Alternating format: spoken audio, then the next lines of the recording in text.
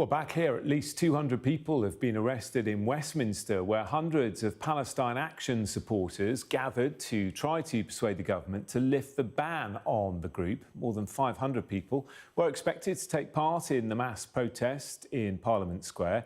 Membership of or support for Palestine Action is a criminal offence, punishable by up to 14 years in prison under the Terrorism Act. The Metropolitan Police say it will take time, but say they will arrest anyone expressing support for the group. Meanwhile, the Palestine Solidarity Campaign has been holding its own protest. Supporters of the group marched to Whitehall and called on the government to stop arming Israel and help end the humanitarian crisis in Gaza. It's thought around 100,000 people have been taking part in that march. Our political correspondent, Gurpreet Narwan, has the latest now from Parliament Square. It's just been arrest after arrest after arrest. The Met Police, in advance of today's protest, had warned people to consider the criminal consequences of their actions today, but those warnings weren't heeded. And before this even got started, at about 1 o'clock, there was a gentleman who was holding a placard saying, "I support Palestine Action." The police came up to him, searched him and said, "You're showing support for a terrorist organisation," and took him away. And from then on, it was just a stream of arrests. I was standing right here, and on my right, there were two elderly gentlemen sitting on the floor, shouting their support for Palestine Action. About 8 police officers crowded around them, took them away, 2 carrying the feet, 2 carrying the arms, the others surrounding them. And then just over there, I mean, you can't see it, but we've got some statues of Mahatma Gandhi, of some suffragettes. People sitting in front of those statues with placards saying that they support Palestine Action. Obviously, the symbolism, I don't need to tell you the symbolism of what that means. Eventually, after about 5 to 10 minutes, the police crowded around them and took them away. There was actually a woman over there who was being carried away, and she looked limp, almost like she had passed out.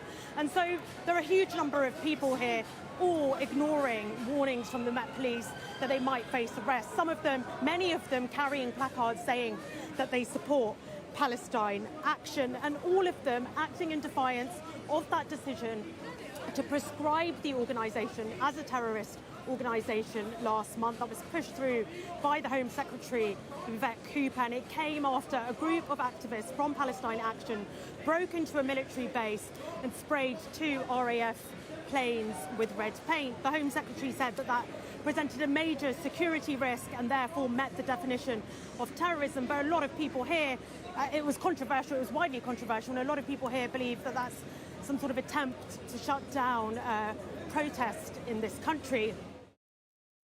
Gurpreet Narwan in central London. Meanwhile, the list of countries to condemn Israel's plan for that new military operation in Gaza is growing. The foreign ministers of Britain, Australia, Germany, Italy, New Zealand as well all released the initial statement, which has now been backed by France, Canada and Norway, warning that the offensive will endanger the lives of hostages and risk violating international humanitarian law. There are also continuing protests against the plan by the families of hostages in Tel Aviv. Let's bring in our international correspondent, Diana Magnay, who is there for us this evening. What have hostages' families been telling you, Diana? And indeed, what is the wider opinion amongst the public in Israel about this planned operation?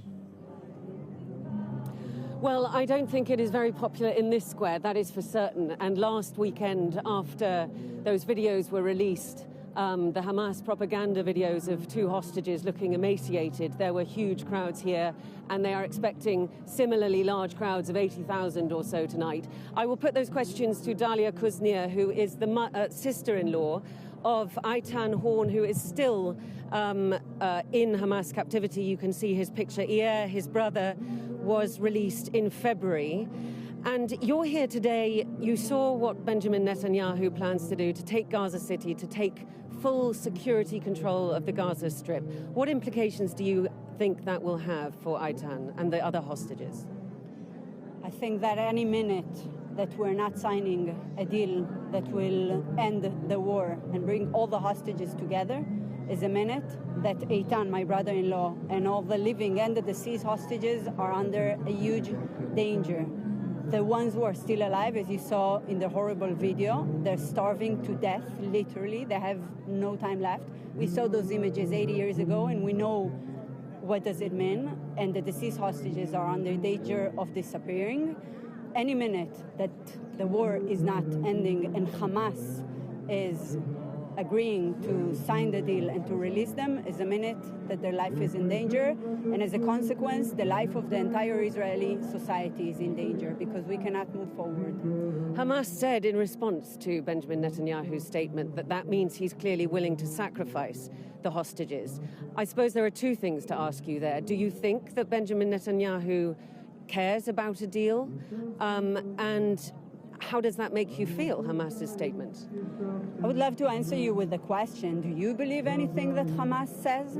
Do you believe people who are starving their own population? I'm not talking about the 50 hostages right now. I'm talking about the entire Gaza population because we know where those trucks full of food are entering and going to. They're going straight away to those tunnels to be the food and the money for the Hamas terrorists. Yair, my brother-in-law, told me that the tunnels are filled with food, whatever kind of food you want to find there, you can, and explosive and missiles and everything. And those are the same ones who are doing this unhuman thing. You saw the image of Aviatar last week. And let's not forget what these people have done on October 7th, 2023. They slaughtered, they burned entire communities, they burned babies inside oven, they raped women. Are you believing what these people are saying? Do you think there is enough discussion here about what is happening to the Palestinians in Gaza, though, and the starvation and the 60,000 dead? Is that in discussion, and should it be more?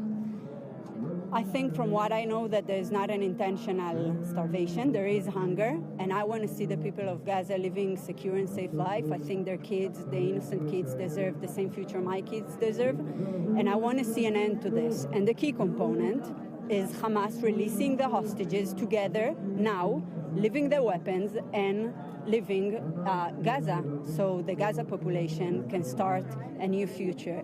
If there's enough talkings about this in the Israeli society, I don't know what's enough. I know that we have 50 hostages that are dying. Every second they're dying over and over and over again. And I don't see those countries who are now flying above Gaza Strip and putting this humanitarian aid and the food. I don't see them sending food to my brother-in-law or to Aviatar, which we saw last week. I don't see them caring for medicine. I don't see the Red Cross doing anything. For almost 2 years, they haven't visited any of the hostages. So let's talk about the big picture. Let's not talk only about what it's very nice to see in the pictures or all this starvation campaign, because it's not exactly accurate. Dalia, thank you so much. I hope that Aitan is released soon. Amen. He is being released. He and all the hostages. They're going to be released very soon. We need all your help. International community, world leaders, we need all of you. There is obviously a lot to be discussed in terms of that. I think the ICRC has been trying to get to the hostages. There are problems in terms of how access is provided by Israel as well. You know, this is one perspective from the hostage families. She was very reluctant really to talk about what she felt about escalating the military operation. But that is the view that you will find here. There is less discussion about obviously the plight of the Palestinian people, more about the fact that it is Hamas to blame and that it is not something to do with the Israeli government. But we have seen the people killed in aid queues. We have seen allegations made against the IDF for war crimes over the course of this war. And I think obviously there are two sides in this debate. And people here, though, wish that this latest escalation would not happen. Fascinating. Diana in Tel Aviv for now, thank you very much. Well, staying with the crisis, Sky News analysis has found that airdrops being made into Gaza are making little dent in the region's hunger crisis and are instead posing serious risk to its inhabitants. Palestinian medic and father of two, Uday Al-Karan, was filmed calling on world leaders to open Gaza's borders for aid, criticising the use of airdrops. 5 days later, he was killed by a falling crate. Our data and forensics team have used footage from social media, satellite imagery, eyewitness testimony and flight tracking data to examine how effective these aid drops are. Here's our data and forensics correspondent, Tom Cheshire. Uday Al-Quran warned that dropping aid into Gaza was dangerous. Just days later, he was killed after a box of aid fell from the sky. Using social media footage, eyewitness testimony and flight tracking data, Sky News has investigated what happened to Uday. We located footage of the aid drop to a tent camp in central Gaza. 3 of the people who filmed the incident shared with us the metadata from their videos, showing that the airdrop took place around 11:50 a.m. local time. This narrowed down all those flights to just one, a UAE military plane. Flight tracking data shows the route taken by the C-130 aircraft. It dropped the aid into this open area in central Gaza. The footage from the ground shows that several of the boxes quickly became tangled and began to fall in pairs. One eyewitness told us that Uday ran to the first box and then was hit by the one that immediately followed it. He said that Uday was trapped underneath the crowds of hungry people. Only after they dispersed was he rushed to hospital. He was a husband and a father to 2 children. These airdrops are falling in extremely populated areas. They're dangerous. They have fallen on tents. People have been injured. Of course, people run desperately towards them and chaos breaks out. We asked the UAE to comment. They have not responded. This was not an isolated incident, though. The day before, the same plane dropped aid at the same location. This footage shows the view from inside the plane. Just before the video cuts, we can see a parachute failing. A video from the ground captured the aid box plummeting to earth. Of the aid drops examined by Sky News, half of them involved parachute failures. After increasing concern about famine and starvation in Gaza and pressure from international governments to allow more aid in, Israel authorized the use of aid drops. Countries like Egypt, Germany, France and the UAE began airdropping aid. Between the 27th of July and the 1st of August, Gaza received an estimated 1,500 tons of food aid per day via land routes, more than 500 tons short of what the UN says is necessary to meet basic needs. We estimated that airdrops added 38 tons daily. That's 7% of what's needed to make up the difference. We know what the problem is. The problem is the access regime and the border regime, so we should be dealing with that rather than introducing something else which is costly, dangerous, undignified, and somehow legitimizes and entrenches the access regime by suggesting that we've got a way around it through airdrops, which look very eye-catching and visually very compelling for governments and for populations, but aren't addressing the problem. The IDF denies restricting the entry of aid into Gaza. A spokesperson said, "The IDF will continue to work in order to improve the humanitarian response in the Gaza Strip, along with the international community. Alongside the humanitarian efforts, the IDF takes all possible measures to mitigate the harm to uninvolved civilians." Tom Cheshire reporting there. Let's take a look at some of the day's other top stories.